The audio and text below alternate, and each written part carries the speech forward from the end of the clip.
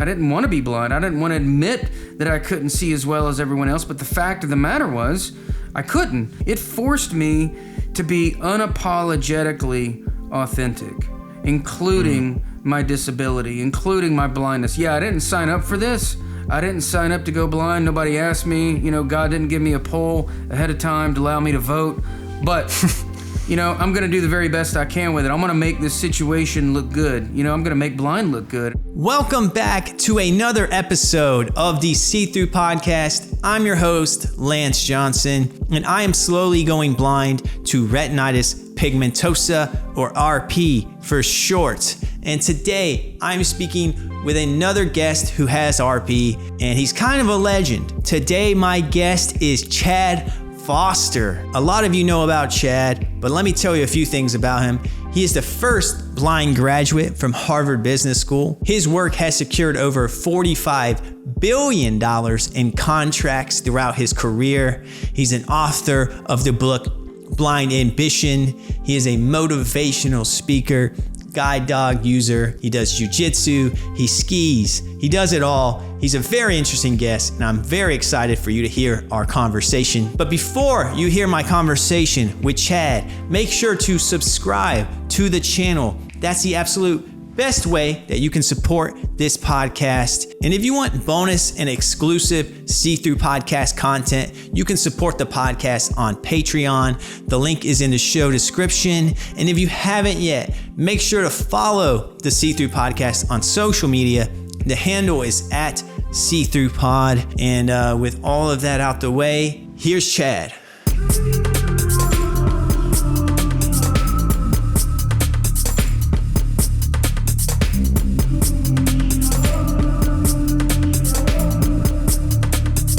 Chad Foster, welcome to the See-Through Podcast. Thank you. My pleasure to be here, Lance. Appreciate you having me. The mics are hot. We're going. We're talking.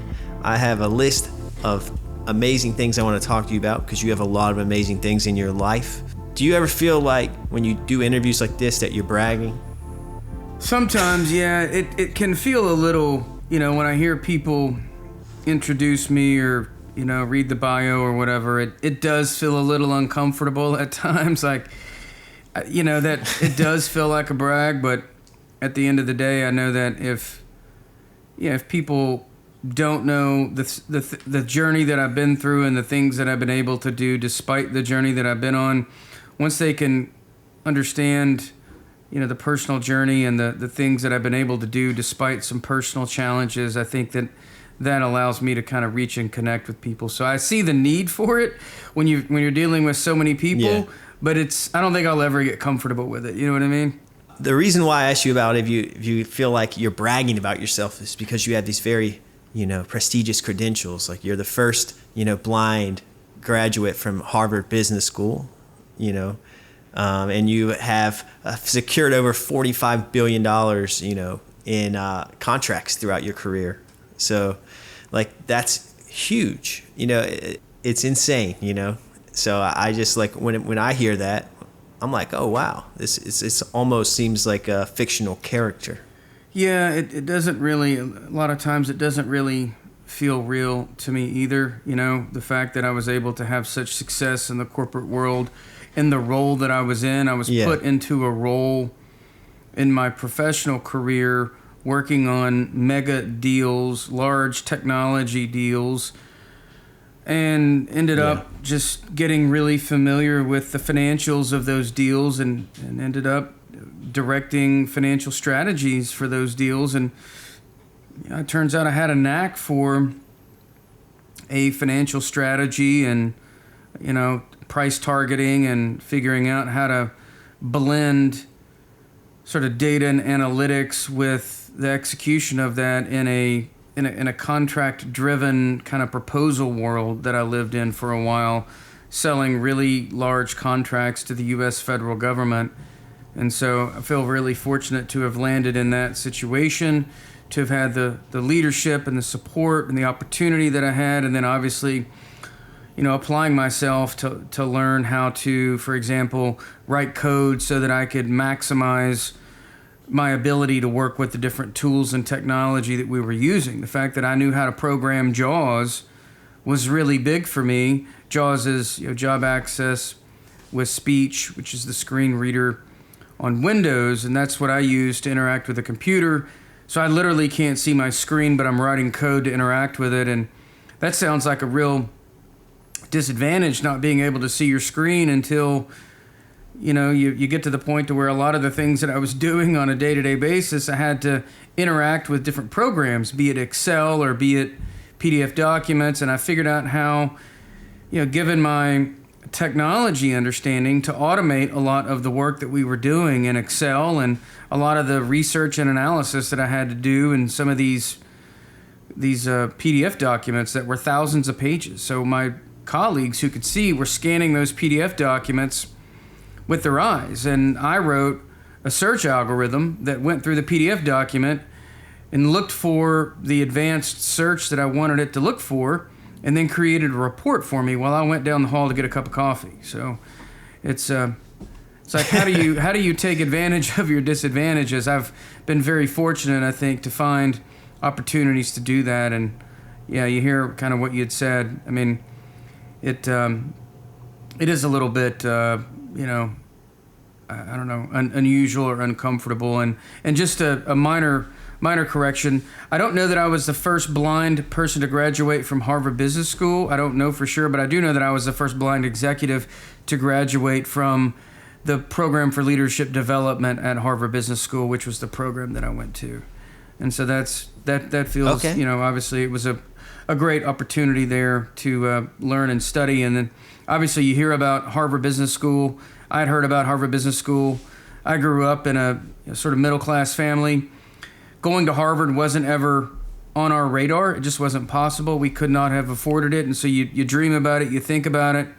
And then, after I brought in these contracts for my company, the $45 billion in contracts, they asked me what they could do for me. And so I asked them to send me to Harvard, and they said, okay. So they actually wrote the check that allowed me to go do that. So I'm really, really grateful for that. But I didn't come from, like a lot of people, they may think that, if you go to Harvard, you kind of come from money, and that's not how I ended up going to Harvard.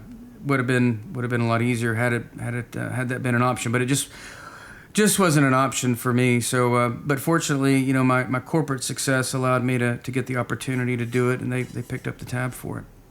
Yeah, that's great. I think a lot of people will find that interesting because listeners probably assume that Harvard was step one, and then all these huge wins and mega deals that, as you described, happened post graduating.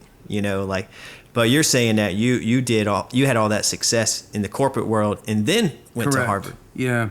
And I think that tells me, if I'm going to analyze that tells me what kind of person you are. I can kind of make a leap of faith and say that you're someone who doesn't like to settle. You're never comfortable with your accomplishments. You're happy about your accomplishments. You're like, all right, what's next? Yeah. Is that true? It's a blessing and a curse, Lance, to be honest with you. And it's one of those things I'm shifting a little bit, I'm shifting as I'm a little older, a little wiser. Yeah. I think all of us, as we're young, and I've always been an ambitious person. The name of my book is Blind Ambition. Yeah. The name of my talk is Blind Ambition. That's the name of my company. Ambitious is a good word to describe, what I just described, my leap. Absolutely. Yeah. It is. And, it comes with some downsides too. I think being focused on what you want is a good thing. I think being focused on what it is that you want for the right reasons is even more important.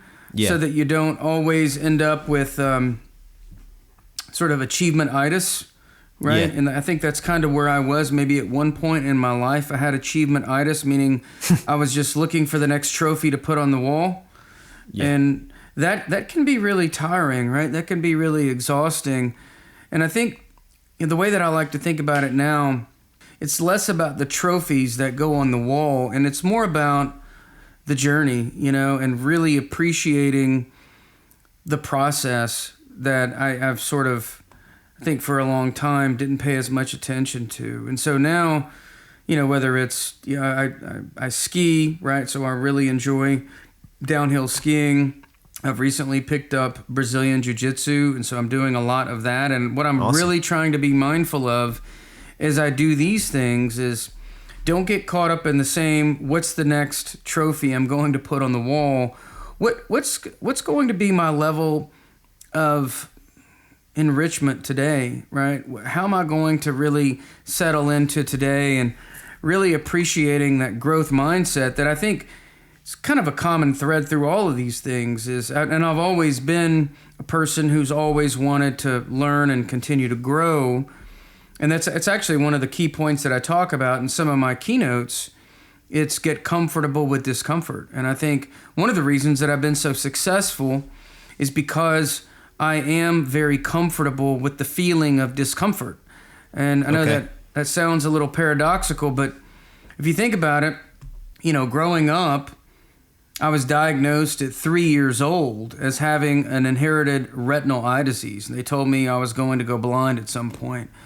And so as I was growing up, I was learning the limitations of my eyesight. I couldn't see really well in dark areas, but I didn't know that until I had an injury. So whether that's me bouncing off of a downspout or a water pipe on the back of a truck, or lots of injuries that I had growing up. In fact, I was injured so much that they questioned me and my parents in separate rooms if they were beating me. I was there a lot because I just didn't know what I couldn't see when I couldn't see it, And so that was physically really uncomfortable. And then I get into high school and I can't drive at night, right? That was uncomfortable socially. And then in college, I go blind in college, totally blind. And that was really uncomfortable, giving up everything that I had known and thought about myself, my self-identity, what I wanted to be when we grow up. When I grow up, we ask kids all the time, what do you want to be when you grow up? Well, guess what? None of them say they want to be blind, right? So I had to figure out what I was going to do in the next phase of my life. That was really uncomfortable.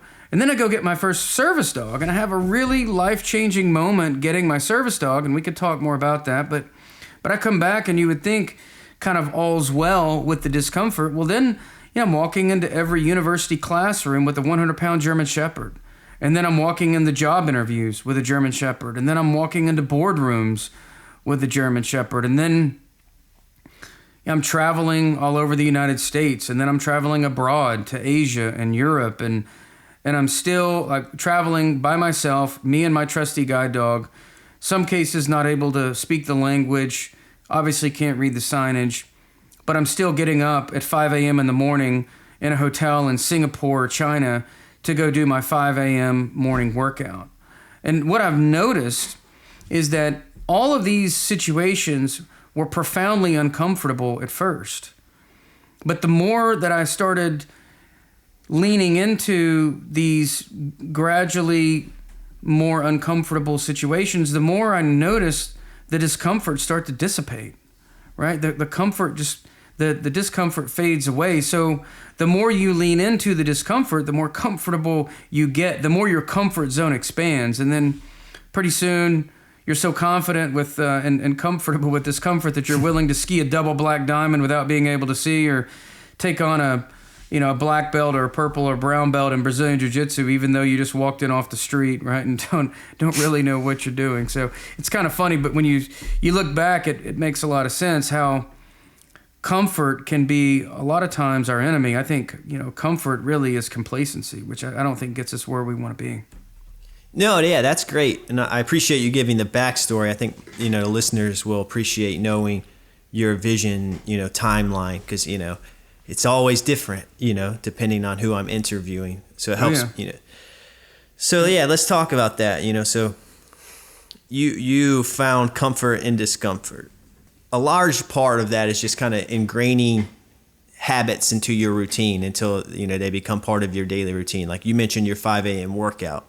Yep. Like, I'm sure that first 5 a.m. workout was probably the one that felt the most strange. But then that 100th 5 a.m. workout. It's pretty rough.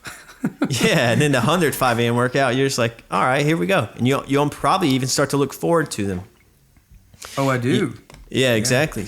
What I'm hearing about is like your mentality, and that's something you talk about with your public speaking, because that's what I want to ask you, because you have had so much success, you've accomplished so many things, yet you still provide, service as a public speaker. Like, you don't have to be a public speaker.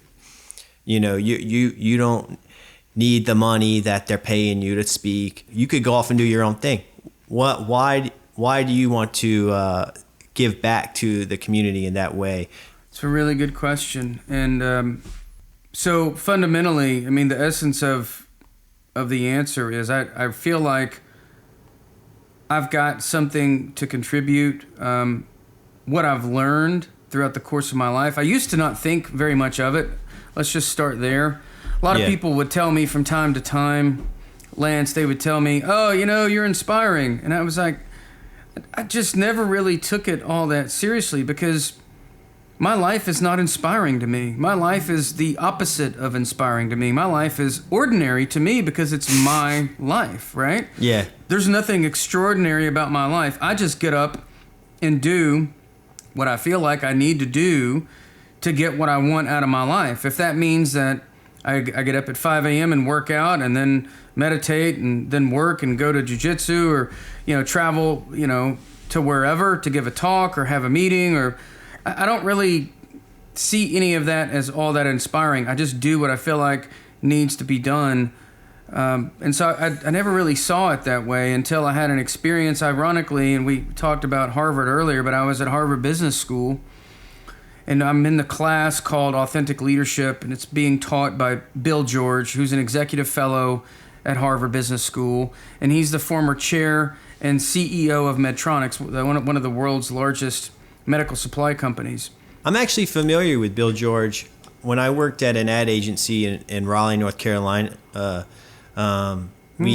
George was one of our clients. I used to work for 3 Ships in Raleigh. I know. Yeah, I'm actually talking with Zach and Bill. Bill featured me in his most recent release of True North for Emerging Leaders that just came out last August.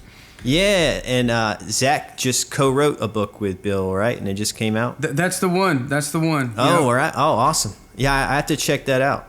Yeah, it's kind of a small world in that way, because then on another note, since we're talking about this, I also worked for Red Hat too, which is one of the companies that you helped build up from the ground up. So it's just another small world there, Definitely have some 6 degrees of separation there. Yeah, but so I figured you would enjoy that. I was familiar. Oh, definitely, because what Bill did for me was invaluable. So I'm studying in his class Authentic Leadership in Boston, and a lot of what he talks about in True North is to help people uncover, obviously, what their True North is, and a lot of that is analyzing, reflecting, and thinking about our experiences in our lives and things that have presented us challenges, problems, and sometimes even trauma, and how do we link that to something that ties to our profession. A lot of people in the class were trying to figure out what theirs was, and mine just sort of reached up and smacked me in the face, and I realized I hadn't really done anything with my story. Like I said, from time to time people would tell me that I'd inspired them, but I just kind of brushed it off. And then in that class, I started to have some seeds planted with Bill and started to really be inspired by what he was saying. And then my classmates elected me to speak at our graduation. And then, so I put some effort into it, and I took it seriously. And for the first time, I tried to reach people with my story. And I gave a little 12-minute talk there that affected my classmates pretty deeply. And it affected me really, really deeply because, I never knew how much I could impact other people until that night. One of the guys there decided to commission an opera based on that talk. Another guy, literally, he comes up to me afterwards and he's just blown away, and something I'd said had given this gentleman hope, and come to find out that he had actually lost his daughter the year before to cancer, and something I said helped. And I'm not really like a soft and fuzzy person, but when you know that you can have an impact like that, when you have an experience like that where you meet somebody and connect with somebody sort of on that level based on just sharing your story, it changes you, and it changed me, and it helped me understand that, as hard as my journey has been, having moments like that, having experiences like that, helping people on that level can make going blind worth it. And and so now I tend to think of my situation like I've been given this beautiful gift of blindness that's been disguised in some really ugly wrapping paper. And so now I want to go around, I want to help as many people as possible to look at what gifts they've been given, and hopefully they can find their own gifts, even if they're disguised in some really crummy wrapping paper. And so I talk about resilience, I talk about mindset, I talk about happiness, I talk about navigating change, I talk about overcoming obstacles, obviously, and a different take on diversity and inclusion and innovation, given the fact that, I've sort of lived over 20 years of my life as a mainstream majority, and then another 20 years in a disabled minority group. So I try to give back in ways. And that you asked the question, why do I do it? I do it because I feel like when I help people with the lessons that I've learned on my struggle, I'm giving back, I'm paying it forward in a way that is way more important than any amount of money that I could receive. It's not a job. It's not a project. For me, it's a reason for being on the planet, which is profoundly more meaningful than a job or a check or anything else. Yeah, I understand what you mean. Even my podcast, I've had several people reach out to me and explain that listening has helped empower them to maybe apply for a job or just look at the world a little differently in a little more of a positive light. And those messages mean the world to me. It's why I do this podcast. But also this podcast has kind of ignited something within me.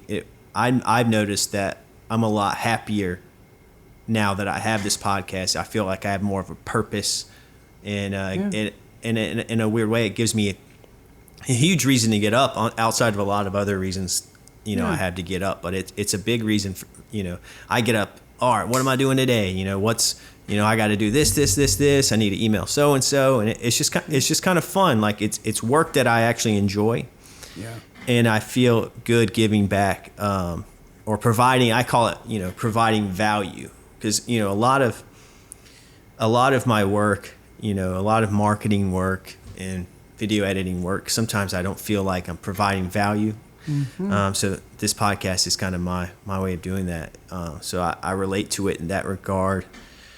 It's amazing what happens, Lance, when we move beyond ourselves, when your listeners move beyond themselves. When I started moving beyond myself, for 15, 20 years, I'd had a successful corporate career. I'd done all the things that you mentioned. I wrote software that Oracle couldn't figure out how to do. I, became the first blind executive to go to Harvard. I won billions of dollars in contracts, and I'd always sort of just been focused on my career, and I had leadership roles and everything, and I was trying to help people, but really putting some intention in moving beyond myself and not focusing on, not even thinking about, what's my next job or my organization or my scope, or obviously I want to have impact, but there's multiple ways to have impact in your life. And when you can move beyond yourself, right, and stop thinking about your own interests, but the interests of other people, and how you can do the most amount of good for the most amount of people, it's a really energizing feeling. And it helps you, I think, to step through a lot of obstacles, whether that's fear, whether that's discomfort, anxiety, whatever is in your way. If you're just looking at you and how you show up in that situation, it's going to be harder to overcome those things. But if you're focused on the impact that you can have on other people, as you say, the value you can create for other people, it makes it a lot easier for you to navigate those circumstances and come out on top. Yeah, it's almost like a snowball effect. It's like I start a podcast to kind of grow more comfortable with my vision loss, to learn from people who are further on their vision loss journey than myself. And then I learn from them, and then I get empowered, and I start to feel more comfortable, and then my snowball keeps getting bigger and bigger, and then I'm a better host, and I'm able to have my conversations are able to expand a little bit, and what I communicate about with my guests, and then my guests are getting more knowledge, and it's like while I'm building myself up by putting myself in these podcast episodes, it's just my listeners get to grow too. It's weird. It's kind of like my gain is also other people's gain. It's almost like a win-win, Yeah, I mean, it's awesome. It's kind of like when I talk about speaking, right? It's like, I mean, selfishly, I feel emotionally better after I help people, and I know that they feel emotionally better, and so it's a win-win. So I understand where you're coming from. It's a beautiful thing, and if it can enrich and round out your edges as a human being all at the same time and make you a more holistic and integrated human being at the same time, wow, you've sort of hit the jackpot. Yeah, exactly. So I long story short, I'm having fun, and that's also a big part of it too, is enjoying life and doing things that provide you joy. And sounds like speaking does that for you, on top of all of the hobbies you have. Let's talk about speaking. We talked about your reason for speaking, but what I find fascinating too is, your conversations, your talks to crowds include both people without visual impairments or disabilities, and also audiences with vision impairments. What is that like? What's the difference? Is there a difference in your presentation? Do you have the same kind of talk, or do you change it up depending on your audience? Well, I'll always change it up a little bit depending on the audience, but I think mindset's it's very important for anybody facing change, for anybody facing obstacles, for anybody dealing with disruption. I've spoken to people in the blindness community, whether that's the Foundation Fighting Blindness and their affiliates, certain agencies for the blind. I've also spoken, at Google. I've spoken at leaders from Bank of America and Microsoft and Amgen and Harvard. And so I think the message is consistent. It's not exactly the same. And it's never exactly the same at different companies, depending on what the leaders want to hear more or less of, depending on what the team and audience is facing. But I think central to all of them is the idea that it's our mindset and not our circumstances that control our happiness and our success in our lives. Regardless of what circumstances you are in, you can have a happier and a more successful life. Happiness and success on your terms, right? We all define them a little bit differently, but your mindset is what will either allow you to get there or what will prevent you from getting there. And so I think that's true, whether you're dealing with personal issues, whether you're dealing with career issues, whether you're dealing with a merger or an acquisition, whether you're dealing with disruption in your marketplace. So all of that gets down to mindset and having the resilience, be it professional or personal, to navigate, adapt, and thrive in the face of all of these obstacles, whether it's change or adversity, or how do you incorporate diversity. So I try to make my messages applicable to all audiences, but I definitely tailor them based on the individual audience that I'm talking to. Yeah, because it's interesting, having these conversations on my podcast with other people who are blind or have a disability. It's almost like there's inside jokes. It's like us. There's some things that can be left unsaid because I know that they already understand it. Whereas You know what I mean? Yeah. So like if you talk to Foundation Fighting Blindness, you know, like I know you use a lot of humor. I've watched a few of your talks. Oh yeah. Online, and you know, you use a lot of humor. It does, like, I bet you know, the Foundation Fighting Blindness audience is probably more loose, more ready to go right from the jump. But your audiences without disabilities probably don't quite know how to feel at first. They're probably like, I don't know if I should feel bad. Should like, how am I supposed to feel? You know, you're directionally right there, but a lot of that they'll read my body language too, because if I drop a joke, I gotta let them know, hey, it's okay to laugh. It's designed for you to laugh. So you're right. There's a little more looseness there, but I think they're what I think of as, I guess, commercial, your typical commercial or corporate audience. You know, they're kind of reading my cues. Like when I say, hey, this is a great time to go blind, they're like, wait, what did he just say? Like, really? It's a great time to go blind? I'm like, yeah, hey, don't worry, I'm not recruiting or anything, okay?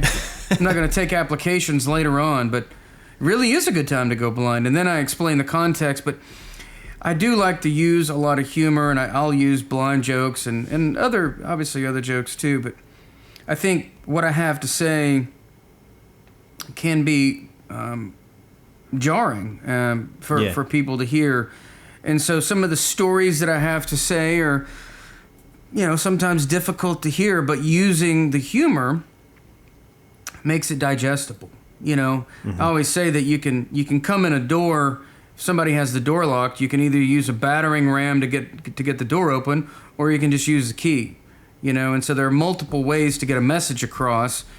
I try to use a combination of humor, of content, of storytelling, and have the right mixture so that they're able to hear the message in the way that it's intended. Because otherwise, if you don't lighten it up a little bit, it can be too heavy. If it's all jokes and no content, obviously, at that point I'm a stand-up comedian, so it has to have a combination there of content, storytelling, humor, and then something I've not talked about really yet, and that's vulnerability, and that's built into some of the storytelling up front so that I can take people on that journey with me.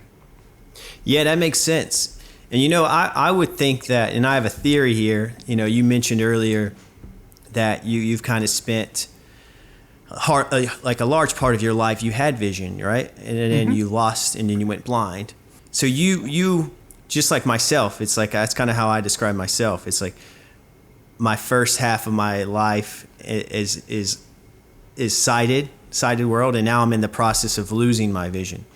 And it's almost like two different worlds. And I think that it's an advantage, and that may sound weird, that may come off weird to some people listening, but it's an advantage because because you had sight at one point, you kind of know how you would interpret hearing someone with vision loss speaking. So you're good at picking up the energies because you've had experiences in both worlds, the sighted world and the blindness world. Yeah. So it helps you socially and also in your business, in your career. All those places that you've traveled, all those meetings you had, for the most part, you were probably the only person, with the guide dog who was experiencing vision loss.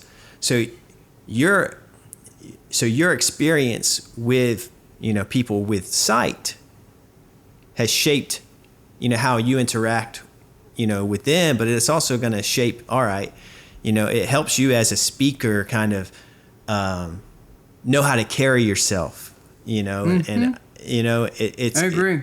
Every day we live, it's like we're learning something, whether we know it or not. And, you can't deny those years of sight, and I just find that fascinating because it's sometimes for me, it feels like a tug of war. I have one arm in the sighted world, and then I have one arm in the blindness world, and they're both pulling me in certain ways. And, I feel like I'm in that middle ground, the gray area where I don't feel blind enough to be in the blind world or sighted enough to be in a sighted world, but you know what? I can talk to anyone. I do know that, you know, Yeah. and that's obviously the case for you because you get paid to speak. So you have your profession sometimes is to speak to anyone. Taking your experience as someone who had vision, how has that helped you as someone with who lives with blindness? Well, I think you zoomed in on a really good point, and that is social interactions and social skills. I've been very fortunate to understand social dynamics pretty well. Yeah. Since I was a young kid, but then carrying that forward into life without eyesight, I think one of the things that helps me out a lot is my ability to relate with other people, whether they're sighted or not. Yeah. And make people comfortable in almost any situation. And so I use humor a lot for that. I'll tell a lot of jokes, and this isn't just on stage. This is just I'm a jokester, right? I like to drop jokes all the time because I think when you're able to joke about something, it makes you relatable, and it signals to everybody around you whatever you're joking about. Like I'm in jiu-jitsu, right? And I'm on the mat, and we're learning a new move, and my professor is and everybody in there can see. I'm in there with a lot of SWAT team and police officers here in Atlanta. He trains all of the Marietta Police Department here in Atlanta. And so a lot of really, big, burly guys, and everybody's there, and it's a very serious thing. And he'll say something, and I'll make a blind joke on the mat, and everybody laughs, when he's going over instructions. But it lets people instantly know whether I'm on stage or whether I'm on the mat and we're going over technique, or whether I'm in a boardroom and I do the same thing. It signals to everybody that I don't take this situation so seriously that I can't laugh about it. So you can be comfortable too.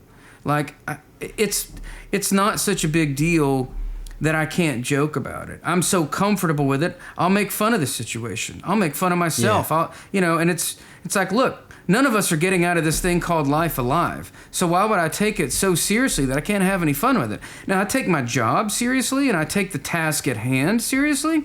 Yeah. But if I'm taking myself so seriously that I can't smile or have fun or make a joke at my own expense or have some good self-deprecating humor, like, why do I even want to be here? You know what I mean? I want to laugh and smile as much as I can, because at the end of the day, that really, to me, is what life's about. It's about impact on others, and it's about the experiences that we have, whether we create them for others or for ourselves. And a lot of that gets down to, smiling and having a good time and being able to connect with other people. But I think that relatability comes from, obviously knowing kind of what other people may or may not be thinking or feeling when you walk into a room with a German Shepherd or get on stage with a German Shepherd, and kind of putting them at ease that, hey, look, it's fine. I know it's kind of an unusual situation. I know you're probably, wondering, wait, what can I say? What can I not say? And after I drop 3 or 4 blind jokes, you're like, oh, this dude's cool. Like he's, I don't have to worry about that. I can just relax. And that's really where you can get down to really building a connection, because unless you get beyond that surface level permafrost, right, where people are kind of standoffish, they're not sure what to say, you're not building a connection if you're stuck at that level. So you come in and build some warmth, build some humor, all of a sudden you can kind of get down to the task at hand, whether that's, working on a project or building a relationship with somebody, because they know that they can kind of just relax and be themselves, which is really important. Yeah, that's great advice, and I look forward to, I've always been a jokester, I was in class clown when I was growing up, and in high school superlative, I won best sense of humor, but when it comes to like vision loss, I've always taken it so seriously, and I don't know why that is. I think because I'm in the process of it. And I'm trying, and the more and more I get comfortable with it, the more I can joke about it. But I kind of look forward to the day where I can make, these jokes that you're talking about. It's kind of exciting for me, because I love humor and joking and comedy. And it sounds like you know, that's like a perk of losing your vision is you get to make jokes about it. Well, it is, and I'll tell you, I wasn't like that all the time, and just to offer you an experience that I had, my own personal experience is it was much harder for me to be half-sighted than it is to be totally blind. That was a much harder stage for me, that in between. Because if you think about it, like when you're like you said it earlier, right? You're not quite sighted, and you're not quite blind. And so do you use a cane? Do you not use a cane? You know, do you bump into people and they don't know whether or not you're just blind or maybe drunk or whatever? Yeah. And so you get some bizarre social things that happen. And for me, when I got my first guide dog, I was 23 years old. I was enrolled at the University of Tennessee. And, you know, I had up until then tried to pretend like I could see okay, which is a really hard thing to do when you're going blind. And then I come back with a big German Shepherd guide dog from Leader Dogs for the Blind, and all of a sudden, look, there's no more pretending I can see fine. I have a 100-pound German Shepherd with me everywhere I go. So all of a sudden, I couldn't pretend that I could see fine. I had to own my situation, had to own it. Yeah. Because you walk into a university classroom with a big German Shepherd, hey, check it out. People are going to know that you've got something going on. Mm-hmm. So that forced me to get comfortable with my situation. It forced me to get to the level of, look, I can't really hide behind, you know, I'm not using a cane, and I don't really want to admit that I can't see well. Like I said, you know, I didn't want to be blind. I didn't want to admit that I couldn't see as well as everyone else. But the fact of the matter was, I couldn't. But then I started showing up with a German Shepherd, and it really forced me to embrace the very thing that I'd been trying to hide for so long. It forced me to be unapologetically authentic, including my disability, including my blindness. Yeah, I didn't sign up for this. I didn't sign up to go blind. Nobody asked me. You know, God didn't give me a poll ahead of time to allow me to vote. But you know, I'm going to do the very best I can with it. I'm going to make this situation look good. You know, I'm going to make blind look good. And I really, you know, that shifted my whole mentality towards it after I got that first guide dog. And, you know, I think now that was one of the biggest gifts that I got was learning how to own my situation, own me, be unapologetically Chad, be unapologetically authentic to who I am. And sort of own it, even the blindness part of it. And that was a real gift that I got early on in life. And at that point, I could start joking about it. Before that, I couldn't have joked about it. Like when I was in the phase that you were in, I wasn't joking about it. It was too hard. Yeah, I guess that's what I never even realized that until just now when you were talking about making jokes. I'm like, I never do that. And then I realized, like, oh man, I'm so serious all the time about this. I need to lighten up. But yeah, I appreciate you sharing that story. I relate to that a lot because I feel like I'm in that transitional phase. And, you know, I bought a cane, like I ordered one, but it's just in my closet. I don't use it. You know, I've sent a few emails to try to get set up with O&M training, and then I just get a response, and then I put it off. I'm like, oh, I'll get it soon, but it's like I keep putting it off. Have you thought about a dog? I have a dog right now, like that's not, you know, and it's not a guide dog. I just have a classic dog. Okay. And I love dogs, but I could see that down the road. I actually would really enjoy that down the road. Yeah, it's remarkable, and it's a great experience, I think. And yeah, we could spend an hour talking about dogs and how it changes things for you, because not only can they help you navigate, but they're great ambassadors that you have a sight problem. Yeah. You know, you've got like literally one of the smartest, most well-behaved dogs on the planet serving as your ambassador to the sighted world. Everybody all of a sudden, you're no longer the guy that people suspect of being a little drunk, right? People are like, oh, like, and you have this, you know, amazing dog, and they know that, hey, if you've got a dog, then you're a generally decent human being, right? You can't. It's like having a kid, right? You automatically get you pass some hurdle with people that they know that you've got some warmth and compassion if you've got a dog and they're helping you get around. So it's a great way to get around. And for me, it totally changed a lot of aspects about my life, including my social life. You know, I was single at the time, and after I got my first guide dog, man, it was really good to me. My buddies in college wanted to change my first dog's name from Miles to Magnet because evidently he was a chick magnet. Oh, I love that. That's great. Yeah, got some did stories. You keep the name, or did you change the name? No, I stuck with Miles, but yeah, they would get a little bit frustrated because, you know, I don't think I bought myself a drink for a couple of years in college because, you know, it was a good conversation piece, right? And I told him, look, hey, you could talk too, right? The dog he was a great icebreaker. He was a great icebreaker.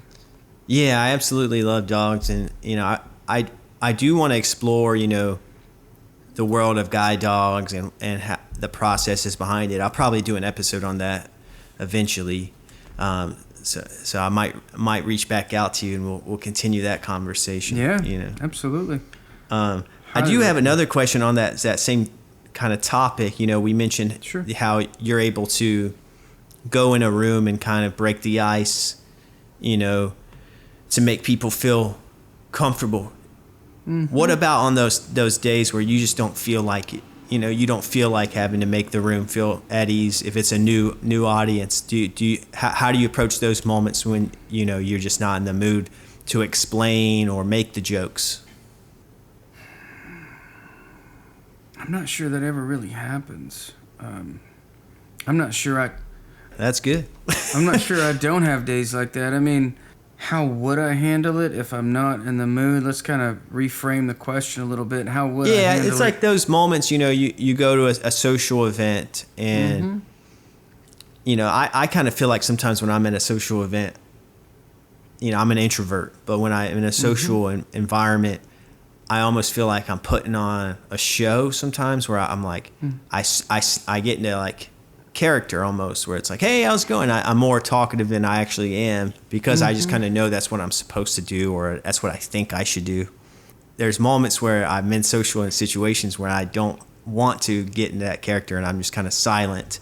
And I guess that's what I was curious about. You know, you're really great at kind of breaking the ice and making those jokes. I didn't know if you were ever like in a bad mood or something like that, and you had to go to this social event and people were maybe curious about, you know, you had your guide dog and they were kind of curious about that, but you didn't want to talk about the guide dog. You wanted to get down to business. You know, you wanted to get to your next thing. You know, you just weren't having a good day. You know, that kind of does happen sometimes. Yeah. And it like where I'm on I'm going to a flight and people want to stop and have a 20-minute dog conversation about the same questions that I've answered 1,000 times over the last 20 years since using guide dogs. Yeah, exactly. It's like, look, you know, I'd love to sit and shoot the breeze on dogs and the fact that you grew up with German Shepherds and you've got a dog just like this except it's a Chihuahua and all these other myriad of stories that I've heard 1,000 times. But exactly. It's like, I'm trying to catch a flight. I don't mean to be curt with you or disrespectful, but I got a jam. I can't sit and do this right now. I mean, it's for me, I'm very careful, Lance, because I realize I am literally a walking stereotype for 90% of the people that I run into. And so what do I mean by that? I mean, when I'm in the corporate world or I'm traveling for business, I realize I'm probably the only blind person with a guide dog that this person is ever going to meet. And so although inside of me I may have this nagging feeling to, if they say something inappropriate or if they, you know, are kind of crowding me in a way that I don't feel like being crowded, although my initial response might be to come out with a remark that would end it pretty quickly, and that could be, you know, a harsh remark sometimes. That's what comes to mind. It's like, oh gosh, here we go again. I bite my tongue, and I bite my tongue because I realize I'm probably going to be the only blind person with a guide dog that this person ever meets in their entire lives. So I'm literally going to be their stereotype of what that is from this point forward. Yeah. And so I try to make sure that I am an ambassador, right? A brand ambassador for other people using guide dogs, other people who are blind. I try to make sure that even when I'm stretched for time, that I leave that road a little bit better than I found it, because I want everybody to get the same opportunities that I had, whether it's taking a guide dog or being blind at work or being a speaker, whatever, because it's just the way the human brain works. We all kind of default to our own experiences for stereotypes, and I wouldn't want to, come across the wrong way. And because I'm a very memorable person, right? And I don't mean that to sound bragging. I mean, I'm a 200-pound man with a shaved head, a goatee, dark sunglasses. I'm walking around with a 100-pound German Shepherd, and I'm pretty jacked. So people are not going to forget about me. You know what I mean? Yeah. And so it's like, because my wife even tells me, like, everywhere we go, we're like, if it's a restaurant, like, okay, we like coming here, or this is a place, if we're going to come back, we debate, do we say anything if the food's not good? Usually the answer is no, because we're so memorable, right? It's like, and she's like, look, if it's me by myself, they're probably not going to remember you, bald head, sunglasses, German Shepherd. Even when the dog's not with us, she's like, they're going to remember you, the way you look. So I try to be mindful of that, and just try to be a little more patient and not quite as abrupt with people as sometimes my instincts would tell me that I'd like to be. Yeah, that makes sense. I know what you mean by that. And do you ever feel like that's a too much pressure to put on, someone in the blind community or this disability community, is like that they feel like they have to be the advocate, for everyone? Do you ever feel like, or do you kind of welcome that?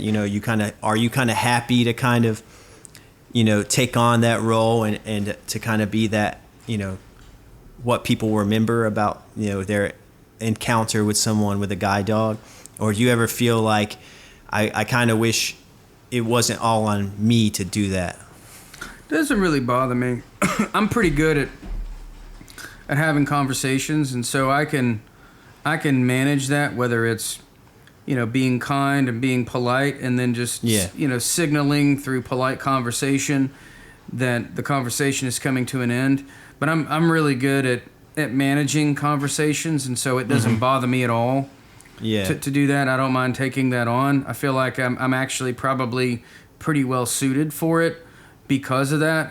I know how to handle, easy questions, dumb questions, sensitive questions, questions that other people might not like hearing. I've heard it all, and so nothing really is going to throw me off, to be honest with you. And so I'm probably in as good of a position as anybody to manage through that. So I kind of feel like kind of comes with the territory. You know what I mean? Mm-hmm. Yeah, that makes sense. And that kind of leads me to my last question, because in your public speaking, you talk a lot about mentality, and you use the words cognitive reframing, which I just wanted to use because I thought it would make me sound smart if I said it, but you have you talk about mentalities a lot, and how you have this philosophy that excuses are for losers. Right.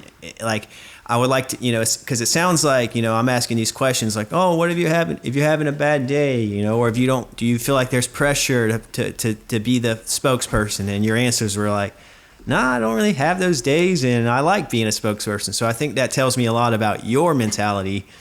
And it's cool. It's cool. But I'd love to know more about your perspective on, how big of a role your mentality plays into, because we've talked about it a lot in this episode, how it has crept into basically every aspect of your life, your career, social life, family life, every type of your physical fitness with jiu-jitsu and skiing.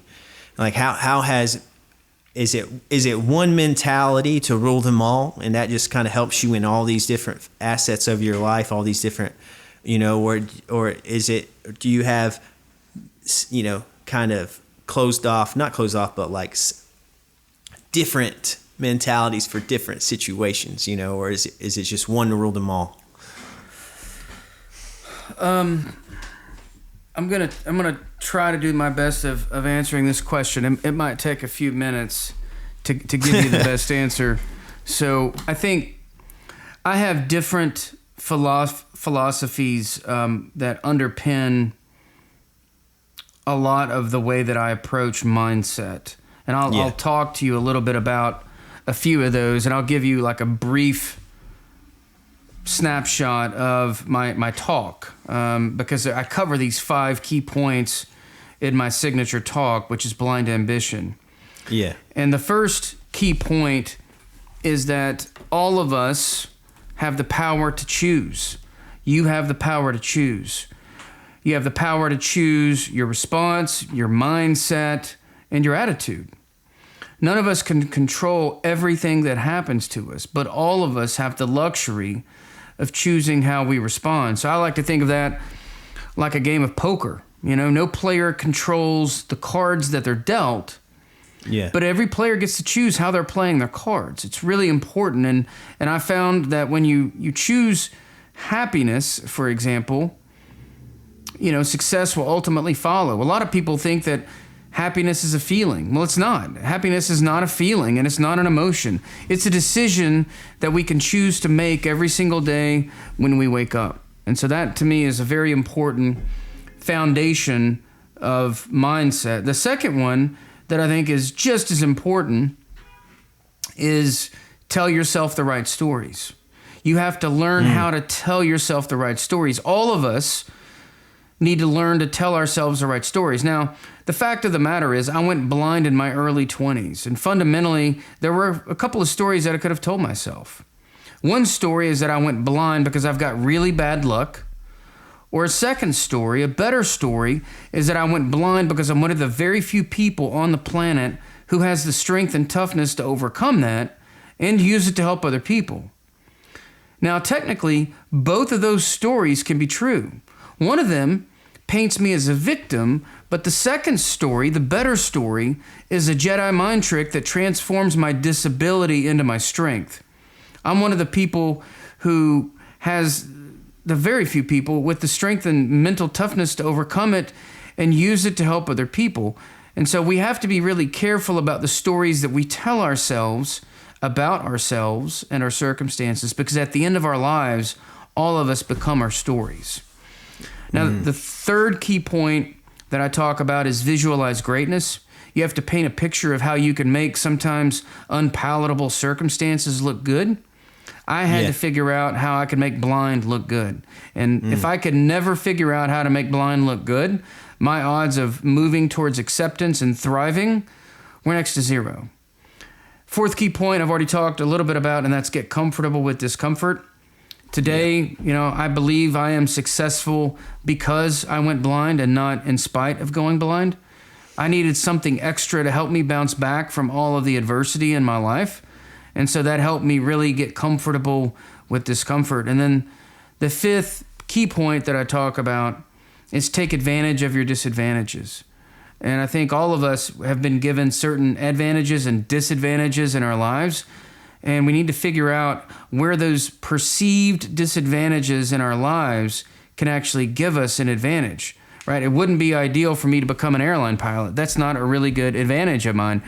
But being a speaker, I have an advantage as a speaker. Being an author with the technology that I have, taking advantage of the fact that I was forced to write code to program my software gave me a big advantage when working on the financial modeling for multi-billion-dollar deals, because I knew the back-end software of Excel so well because I had to integrate JAWS with it so I could automate a lot of what we were doing. And so how can you take advantage of your disadvantages? And so those are the kind of 5 pillars. But yes, underneath those, I have a couple of philosophies. I do believe that we have to move beyond ourselves. And I also do believe that excuses are for losers. And that's a really important point to me, because I feel like you can call it an excuse or you can call it a legitimate reason to fail. And even if you find a legitimate reason to fail in your life or at your endeavor, how does that serve you?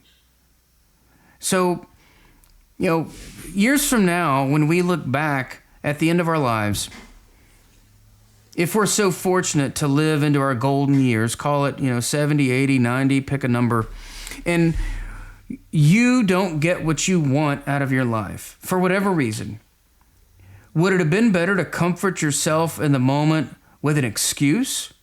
Or would it have been better to hold yourself accountable so that you can get what you want out of your life?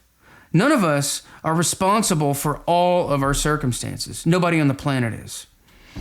But we've got to be accountable for our lives and our outcomes. At the end of the day, this is my life, so I've got to own it. And Lance, that's your life. You've got to own it. And your listeners, it's their lives. They have to own it. If they don't own their lives, who will? So I really believe, as hard as it is to hear, that excuses are for losers, it's sometimes harsh to hear that. But I think it's harsh in the moment, but in the long arc of life and what we want to get out of our lives, I think that's where the kindness lies. Yeah, that's very well said. And, and that saying, if we don't own our lives, who will? That's a big hitter for me, because, I definitely want to be in charge of my life. And, and a big way to do that is to take charge yourself. And, it's something I'm working on. And I think a lot of my listeners are working on. So it's great to hear from someone who not only talks the talk, but walks the walk, And that's it's a journey, man. It's a journey. Yeah. We're all on this journey of life, and every day presents us a new opportunity to have a better action, a better outcome, all of those things. So, yeah, I appreciate you sharing that. And that felt like a little glimpse of what what's probably a lot of you can find in detail in your book, Blind Ambition. Correct. Which I will have a link in the show description if you want to check out Chad's book, Blind Ambition, where you can get the very detailed version of that. That's just a little snippet, little just a little taste of it felt like, and then that's probably a little taste of your public speaking too. This conversation has been great, and I look forward to continuing this conversation, and keeping in touch with you and learning from you. Is there a way that if my listeners also want to keep in touch with you and keep learning from you, that where can they find you? Yeah, they can go to my website, chadefoster.com, and from there they can sign up and get the first chapter of Blind Ambition for free. They can join my newsletter, stay up to date. They can follow me. All of my social media handles are there. I'm on Facebook, Instagram, LinkedIn, TikTok, I think, and Twitter. But all those links are there on my homepage. That's chadefoster.com. The book's available in Audible format. It's available in Kindle format. It's obviously available in hard copy as well at your favorite book retailer. And all those links are on my website. If they want to go to my website and click on the book tab, and then from there they'll see all the links to the different retailers. Awesome. Yeah, go check out his website. I'll have a link for that in the show description. And your Instagram handle is Find Chad E. Foster, and I'll have a link to that as well. Perfect. Chad, I really appreciate your time. You taught me a lot in this conversation. I was actively listening to you. I was kind of forced to. I am hosting a podcast interview, but I at certain parts I kind of forgot I was even getting recordings of this. It felt like I was just kind of listening and talking to you, which was cool. Good, so man. I appreciate you providing such a great conversation and sharing these experiences with me, because I'm in that transitory phase. So that's why I have this podcast, is to learn. And so thanks for teaching me some things, man. Appreciate it. My pleasure. Yeah, absolutely glad to do it. And if you want to bounce ideas off of me as a sounding board or whatever you're going through, let me know. I've actually, kind of as a side note, recently started taking on a very select number of coaching clients. I'm enrolled in a program to get International Coaching Federation certification with a program out of San Francisco called New Ventures West to do executive coaching, leadership coaching, personal coaching, that sort of thing. And oh, wow. So I'm getting some tools in the toolkit to be able to manage those things as well. But so obviously, if I can be of assistance as you go through that, I've been there, done that. That's not an easy transition, obviously. So whatever I can do, happy to have a conversation, see if it can help. Definitely, I'll definitely keep that in mind. That's great to hear. Yeah, appreciate you bringing that up. Yeah, absolutely. That wraps up this episode. We could have talked for more hours, as you said, but it's fine. Until next time, how about that? Yeah, it sounds good, man. I could have gone deeper in a lot of things. So you pick if you want to do it again. We can do either the corporate stuff, we can do the code, we can do diversity, we can do the dog, we can do jiu-jitsu, skiing. Yeah. Mindfulness. So many topics. I could do mindfulness. Yeah, I do a lot of meditation as well. That's something I'm interested in. But until next time, Chad, take it easy, man. Take care. All right, thanks, brother. Take care, man.